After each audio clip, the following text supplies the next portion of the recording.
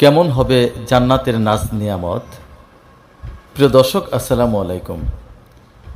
জান্নাত আরবি শব্দ, এর আবিধানিক অর্থ হল উদ্যান, বাগান, আরামদায়ক স্থান, সৎ কর্মশীলদের চূড়ান্ত আবাসস্থল। জান্নাত এক অতুলনীয় শান্তিনিকেতন। জান্নাত মুমিনদের সুখের বাসা, ইচ্ছা সুখের নীড়, চক্ষু শীতলকারী আনন্দলয়, চিরস্বাচ্ছন্দ্যের পরম উদ্যান, নয়ন জুড়ানো তার মাটি, মন মাতল তার সৌরভ, হৃদয় ভোলানো তার সৌন্দর্য।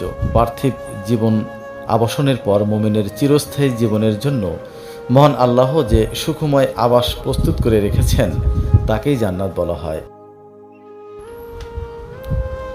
বিচার দিবসে দয়াময় আল্লাহ যাদের আমলনামার প্রতি সন্তুষ্ট হবেন তাদের দান করবেন ফুলে ফুলে সুশোভিত সুরম্য অট্টালিকা সম্বলিত মনোমুগ্ধকর সুবিশাল ও চিরস্থায়ী শান্তির নীড় বিলাসবহুল জান্নাত, যার তলদেশে প্রবাহিত বিভিন্ন ধরনের নদীনালা ও ঝর্ণাধারা। সেখানে আনন্দ উপভোগের সব ধরনের জিনিসই থাকবে। পূরণ করা হবে অন্তরের সব অভিলাষ, আর সেখানের বাসিন্দারা হবেন সার্বিক অকল্যাণ থেকে সর্বদা মুক্ত। পার্থিব জীবনে যে সকল মুসলিম আল্লাহর আদেশ নির্দেশ মেনে চলবে এবং পরকালীন হিসাবে যার পাপের চেয়ে পুণ্যের পাল্লা ভারী হবে ও আল্লাহর সন্তুষ্টি লাভ করবে, তাদের জন্য আল্লাহ তাআলা সে সকল আবাসস্থল প্রস্তুত করে রেখেছেন। জান্নাতের বিলাস সামগ্রী বর্ণনাতীত, কল্পনাতীত। দুনিয়ার কোনো সামগ্রী তার উদাহরণ ও উপমা হতে পারে না। মানুষ যত উচ্চ মানেরই সুখ সামগ্রী আবিষ্কার করুক না কেন, জান্নাতের সুখ সামগ্রীর সাথে কোনো তুলনাই হবে না।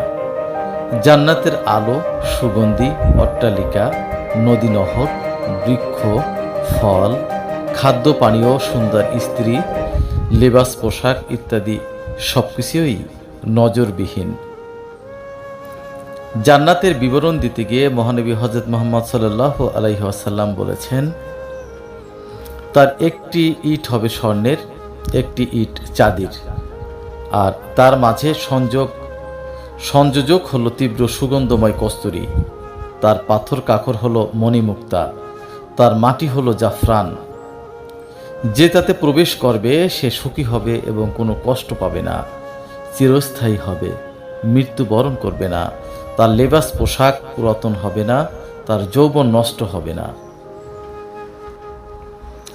রাসূলুল্লাহ সাল্লাল্লাহু আলাইহি ওয়াসাল্লাম বলেন, মহান আল্লাহ পাক বলেছেন, আমি আমার পুণ্যবান বান্দাদের জন্য এমন জিনিস প্রস্তুত রেখেছি যা কোনো চক্ষু দর্শন করেনি, কোনো কর্ণ শ্রবণ করেনি এবং যার সম্পর্কে কোনো মানুষের মনে কখনো ধারণাও জন্মেনি। জান্নাত হলো চিরশান্তির স্থান, যেখানে সবকিছুই সুন্দর ও আকর্ষণীয় বস্তু দ্বারা সুসজ্জিত। জান্নাতের ঘরবাড়ি, আসন, আসবাবপত্র সবকিছুই স্বর্ণরৌপ্য মণিমুক্তা দ্বারা নির্মিত। জান্নাতে থাকবে রেশমের গালিচা, দুধ ও মধুর নহর, মিষ্টি পানির স্রোতধারা। বস্তুত আনন্দ উপভোগের সব রকম জিনিসই জান্নাতে বিদ্যমান থাকবে। আল্লাহ তাআলা বলেন, সেখানে তোমাদের মন যা চাইবে তাই তোমাদের জন্য রয়েছে, আর তোমরা যা দাবি করবে তাও তোমাদের দেওয়া হবে। সূরা হামিম আয়াত ৩১। জান্নাতের বিভিন্ন দরজা রয়েছে, যে দরজা দিয়ে মুমিনগণ প্রবেশ করবে এবং প্রবেশ করবে ফেরেশতাগণ। মহান আল্লাহ তাআলা বলেন, চিরস্থায়ী জান্নাত, যার দ্বার উন্মুক্ত থাকবে তাদের জন্য। আল্লাহ তাআলা আরো বলেন, চিরস্থায়ী জান্নাত, তাতে তারা প্রবেশ করবে এবং তাদের পিতামাতা, প্রতিপত্তি ও সন্তান সন্ততিদের মধ্যে যারা সৎকর্ম করেছে তারাও। আর ফেরেশতাগণ তাদের কাছে প্রবেশ করবে প্রত্যেক দরজা দিয়ে। তারা বলবে, তোমরা ধৈর্য ধারণ করেছ বলে তোমাদের প্রতি শান্তি, কতই না ভালো এই পরিণাম। মুমিনগণ যখন জান্নাতে প্রবেশ করবে তখন তাদের জন্য দরজাসমূহ খোলা হবে, ফেরেশতাগণ তাদেরকে অভ্যর্থনা জানাবেন। মহান আল্লাহ পাক বলেন, যারা তাদের প্রতিপালককে ভয় করত তাদেরকে দলে দলে জান্নাতের দিকে নিয়ে যাওয়া হবে। যখন তারা জান্নাতের নিকট উপস্থিত হবে এবং জান্নাতের দরজা খুলে দেওয়া হবে এবং তার রক্ষীরা তাদেরকে বলবে, তোমাদের প্রতি সালাম, তোমরা সুখী হও এবং স্থায়ীভাবে বাস করার জন্য জান্নাতে প্রবেশ করো। সূরা জুমার আয়াত ৭৩। আমাদের প্রিয় নবী হযরত মুহাম্মদ সাল্লাল্লাহু আলাইহি ওয়াসাল্লাম বলেন, জান্নাতের দরজাসমূহ প্রত্যেক বছর রমজান মাসে খুলে দেওয়া হয়। নবী করিম সাল্লাল্লাহু আলাইহি ওয়াসাল্লাম বলেন, মাহে রমজানের আগমন ঘটলে জান্নাতের দরজাসমূহ খুলে দেওয়া হয় এবং জাহান্নামের দরজাসমূহ বন্ধ করে দেওয়া হয় এবং শয়তানদেরকে শৃঙ্খলিত করা হয়। বুখারী ও মুসলিম শরীফ। জান্নাতের মাঝে বিভিন্ন স্তর রয়েছে, বিভিন্ন শ্রেণী বিভাগ আছে। সমস্ত জান্নাত সমান নয়, সকল জান্নাতীও সমশ্রেণীর নয়। জান্নাতীরা নিজ নিজ তাকওয়া ও আমল অনুযায়ী মান ও শ্রেণী লাভ করবে। বিভিন্ন জান্নাতীদের দরজাও হবে ভিন্ন ভিন্ন। উচ্চমানের মুমিনরা উচ্চ শ্রেণীর দরজা পাবে। কেউ কেউ ৮টি জান্নাতের নাম উল্লেখ করলেও আসলে সে নামগুলো সকল জান্নাতেরই গুণবাচক নাম।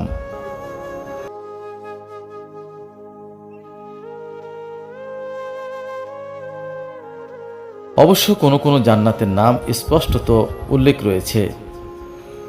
১. জান্নাতুল ফিরদাউস।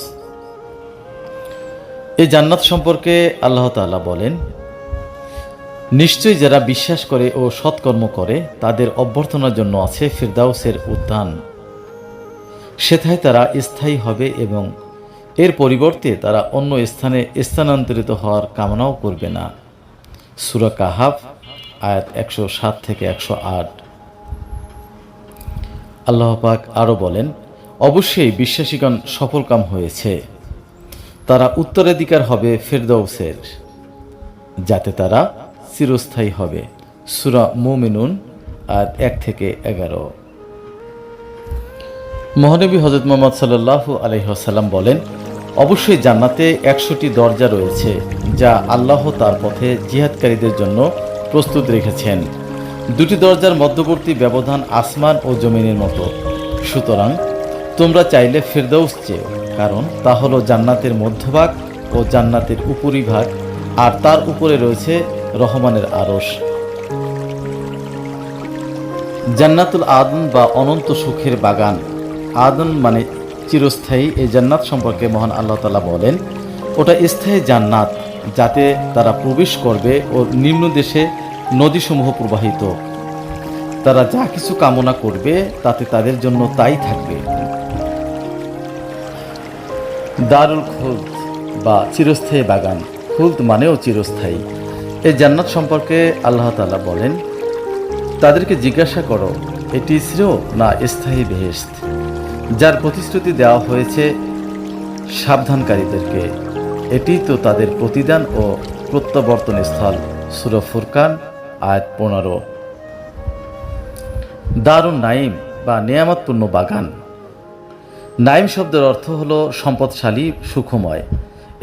এই জান্নাত সম্পর্কে মহান আল্লাহ তাআলা বলেন, নিশ্চয়ই যারা বিশ্বাস করেছে এবং ভালো কাজ করেছে তাদের প্রতিপালক তাদের বিশ্বাসের কারণে তাদেরকে পথ প্রদর্শন করবেন। শান্তির উদ্যানসমূহ তাদের জন্য, যার তলদেশ দিয়ে নদীমালা প্রবাহিত থাকবে। সূরা ইউনূস আয়াত নাম্বার ৯। জান্নাতুল মাওয়া বা বসবাসের জান্নাত। মাওয়া মানে ঠিকানা। এই জান্নাত সম্পর্কে মহান আল্লাহ তাআলা বলেন, যারা বিশ্বাস করে সৎকর্ম করে তাদের কৃতকর্মের ফলস্বরূপ তাদের আপ্যায়নের জন্য জান্নাত হবে তাদের আবাসস্থল। সূরা সাজদা আয়াত নম্বর ১৯। দারুস সালাম বা শান্তির নীর। দারুস সালাম অর্থ হলো শান্তির নিকেতন। এই জান্নাত সম্পর্কে মহান আল্লাহ তাআলা কোরআনে বলেন, তাদের প্রতিপালকের নিকট তাদের জন্য রয়েছে শান্তির আলয় এবং তারা যা করত তার কারণে তিনি হবেন তাদের অভিভাবক। সূরা আনআম আয়াত ১২৭। এ সম্পর্কে আল্লাহ রব্বুল আলামিন আরও বলেন, মানুষকে শান্তির আবাসের দিকে আহ্বান করেন এবং যাকে ইচ্ছা সরল পথ প্রদর্শন করে। এই জান্নাত সম্পর্কে আল্লাহ রাব্বুল আলামিন পবিত্র কোরআন পাকে আরও বলেন, আল্লাহ মানুষকে শান্তির আবাসের দিকে আহ্বান করেন এবং যাকে ইচ্ছা সরল পথ প্রদর্শন করেন। সূরা ইউনূস আয়াত নম্বর 25। দারুল মাকাম। মাকাম শব্দের অর্থ হলো স্থায়ী। এই জান্নাত সম্পর্কে মহান আল্লাহ পাক বলেন, যিনি নিজ অনুগ্রহে আমাদেরকে স্থায়ী আবাস দান করেছেন, যেখানে আমাদেরকে কোনো প্রকার ক্লেশ স্পর্শ করবে না, কোনো প্রকার ক্লান্তিও আসবে না। সূরা ফাতির আয়াত নম্বর 35। দারুল রায়্যান। রায়্যান মানে তৃষ্ণাহীন। তৃষ্ণা ও পিপাসার যারা কষ্ট পেয়েছে তাদেরকে এই জান্নাত দেওয়া হবে। এই জান্নাত সম্পর্কে মহানবী হযরত মুহাম্মদ সাল্লাল্লাহু আলাইহি ওয়াসাল্লাম বলেন, জান্নাতের এক প্রবেশদ্বার রয়েছে যার নাম হলো রায়্যান। কিয়ামতের দিন ওই দ্বার দিয়ে রোজাদারগণই শুধু প্রবেশ করবে, তারা ছাড়া আর কেউই ওই দ্বার দিয়ে প্রবেশ করবে না। রোজাদারগণ প্রবিষ্ট হয়ে গেলে দ্বার রুদ্ধ করা হবে, ফলে সে দ্বার দিয়ে আর কেউ প্রবেশ করতে পারবে না। প্রতিনিয়তই জান্নাতীদের রূপ লাবণ্য বৃদ্ধি পেতে থাকবে। প্রিয় নবী হযরত মুহাম্মদ সাল্লাল্লাহু আলাইহি ওয়াসাল্লাম বলেন, জান্নাতে একটি বাজার রয়েছে যেখানে তারা প্রতি শুক্রবার পরস্পরের সাথে সাক্ষাৎ করবে। তখন উত্তরের বাতাস প্রবাহিত হবে, যা তাদের মুখমণ্ডল ও কাপড় আলোকিত করবে। এতে তাদের সৌন্দর্য ও রূপ লাবণ্য আরও বেড়ে যাবে। তারা রূপ লাবণ্যে সমৃদ্ধ অবস্থায় স্ত্রীদের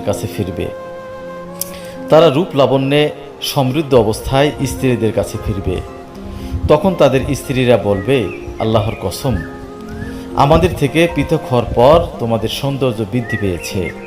উত্তরে তারা বলবে, আল্লাহর শপথ, আমাদের প্রস্থানের পর তোমাদের সৌন্দর্য বহুগুণে বেড়ে গিয়েছে। সহিহ মুসলিম হাদিস নাম্বার 7038। জান্নাতি হুরদের রূপের বিবরণ দিতে গিয়ে প্রিয় নবী হযরত মুহাম্মদ সাল্লাল্লাহু আলাইহি সাল্লাম বলেন, জান্নাতি রমণীরা 70টি কাপড় পরিহিত থাকবে। সেগুলো ভেদ করেও তাদের পায়ের গোছার শুভ্রতা এবং অস্থি মজ্জা দেখা যাবে, কারণ তাদের সম্পর্কে আল্লাহ তাআলা বলেন, যেন তারা পদ্মরাগ ও প্রবল। আর পদ্মরাগ হচ্ছে এমন স্বচ্ছ পাথর যার ভিতরে কোনো সুতা প্রবেশ করালে তা বাহির থেকে দেখা যায়। সহিহ তিরমিজি হাদিস নাম্বার 2532। আল্লাহ তাআলা মুসলিম উম্মাহকে জীবনের প্রতিটি ক্ষেত্রে জান্নাতের অনুভূতি হৃদয়ে পোষণ করে পরকালের সফলতার দিকে নিজেকে তৈরি করার তৌফিক দান করুন। আমিন।